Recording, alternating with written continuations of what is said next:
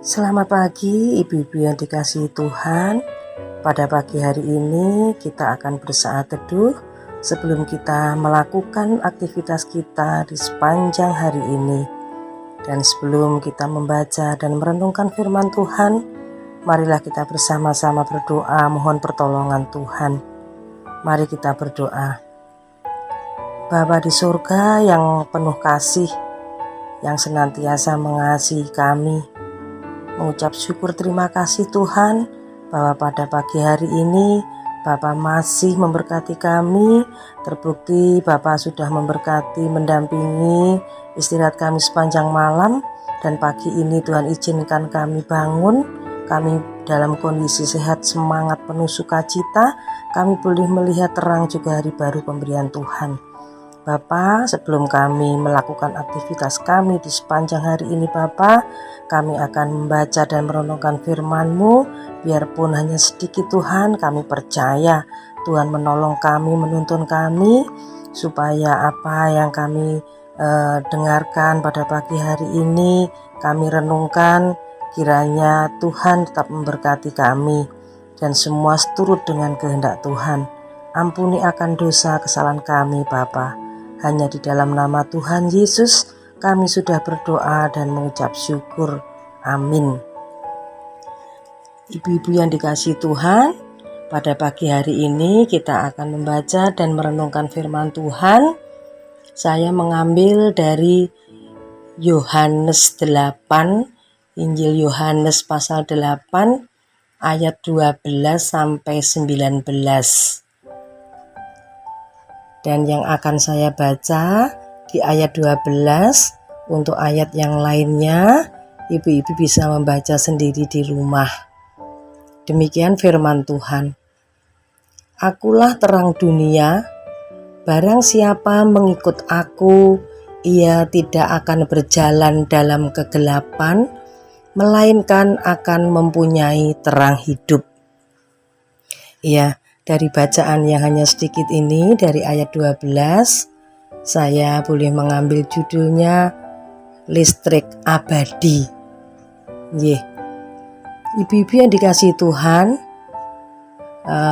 bagaimana perasaan kita kalau tiba-tiba lampu di rumah kita padam? Ya, pasti yang kita rasakan pertama adalah rumah menjadi gelap. Jadi gelap. Malah kita kadang ada yang nyeletuk. Makanya jangan pakai lampu bolam. Ganti saja dengan lampu neon. Tetapi rumah tetangga yang semua lampunya memakai neon juga tiba-tiba padam. Sama saja. Jadi rumah yang pakai neon juga tiba-tiba gelap. Bukan salah kualitas bolamnya, juga bukan karena neon rusak. Ternyata apa? Karena aliran listrik yang padam. Maka lampu kristal sekalipun tidak akan mampu untuk bersinar kalau listriknya juga padam. Ibu-ibu yang dikasihi Tuhan, demikianlah jalan kehidupan iman kita bersama Tuhan Yesus Kristus. Sebagai apapun kita di dunia ini, kita menjadi pembawa terang. Itulah tugas dan panggilan kita sebagai anak-anak Tuhan. Jadi kita tidak perlu khawatir listrik padam, lalu fungsi terang kita menjadi hilang. Karena kita tahu bahwa sumber terang kita adalah kekal, yaitu Tuhan Yesus Kristus sendiri sebagai terang dunia. Dan kita sebagai bagaikan bolam atau neon atau yang lain tetap bisa padam. Tetapi kalau aliran listrik atas kuasanya yang menerangi kita tidak akan pernah mati, selalu ada dan kekal.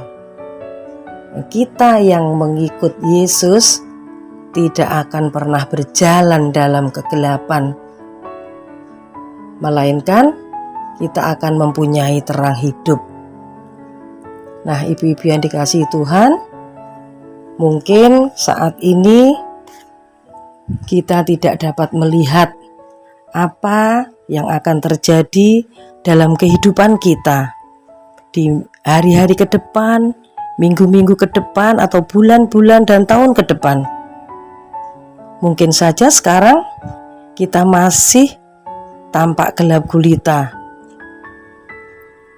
Memang manusia boleh memiliki banyak rencana.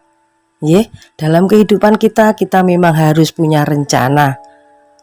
Mungkin ada yang menyelesaikan kuliahnya, studinya, atau mungkin ada yang berangan-angan akan menikah, atau akan bertunangan, atau mungkin ada yang ingin bepergian ke suatu tempat yang agak jauh, karena memang juga sekarang saat liburan, dan mungkin banyak rencana-rencana kita yang lain.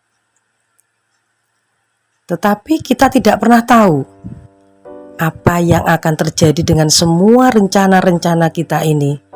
Apakah sesuai dengan keinginan kita?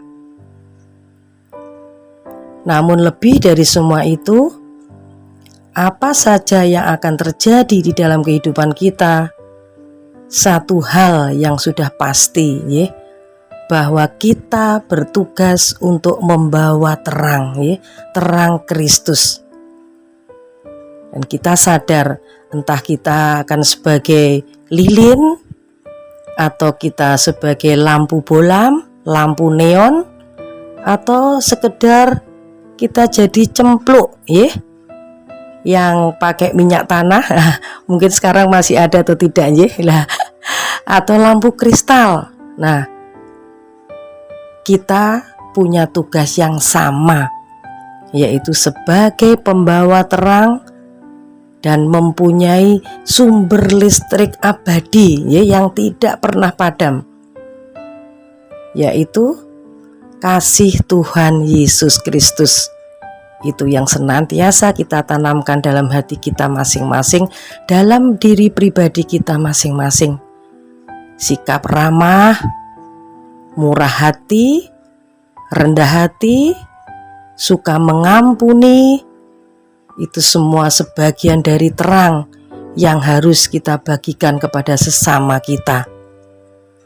Kita jangan membiarkan sifat kesinisan kita, sikap kikir, sombong, dan dendam, semua itu akan merusak bolam, neon, atau yang lain dari diri kita. Nah, ibu-ibu yang dikasihi Tuhan, mari kita wujudkan kalau kita sebagai anak-anak Tuhan, kita mampu menjadi terang bagi sesama kita. Dan kebaikan hati yang tampak dalam perilaku hidup kita akan menentukan seberapa kita mampu menjadi terang di tengah dunia ini. Semoga kita semua bisa menjadi terang dan jangan mengabaikan listrik abadi kita ada dalam Tuhan Yesus Kristus. Tuhan memberkati. Mari kita berdoa. Bapa yang penuh kasih, mengucap syukur terima kasih Tuhan, pada pagi hari ini kami sudah boleh bersaat teduh bersama dengan ibu-ibu yang lain. Yakin dan percaya Bapa tetap menguatkan kami dan memampukan kami supaya kami boleh menjadi terang bagi sesama kami. Terima kasih Tuhan Yesus, aktivitas kami di sepanjang hari ini kami serahkan dalam tangan kuasa Tuhan yang senantiasa mengasihi kami. Bapa juga mengampuni dosa kesalahan kami.